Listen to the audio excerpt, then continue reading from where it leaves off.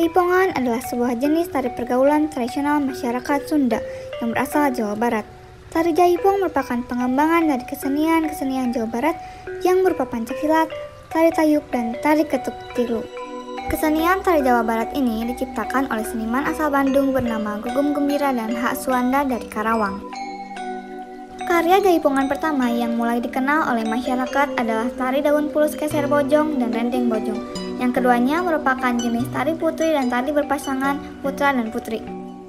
Kehadiran Jaipongan memberikan kontribusi yang cukup besar terhadap para penggiat seni tari untuk lebih aktif lagi menggali jenis tarian rakyat yang sebelumnya kurang perhatian. Dewasa ini tari Jaipongan boleh disebut sebagai salah satu identitas kesenian Jawa Barat. Hal ini tampak pada beberapa acara-acara penting yang berkenaan dengan tamu dari negara asing yang datang ke Jawa Barat, maka disambut dengan pertunjukan tari Jaipong. Jaipongan memiliki ciri khas gaya kaleran, yakni keceriaan, erotis, humoris, semangat, spontanitas, dan kesederhanaan alami apa adanya.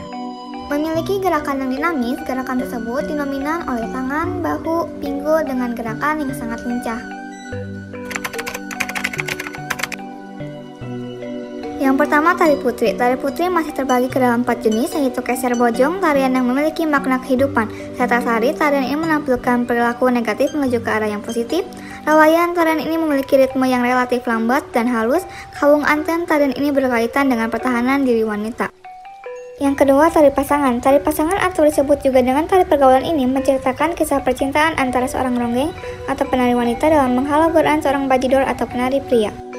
Yang ketiga, tari putra. Tarian ini merupakan jenis tarian tunggal putra, namun bisa juga dibawakan dengan berkelompok. Pada tari putra ini terdapat gerakan kuda-kuda yang terinspirasi dari gerakan pencaksilat.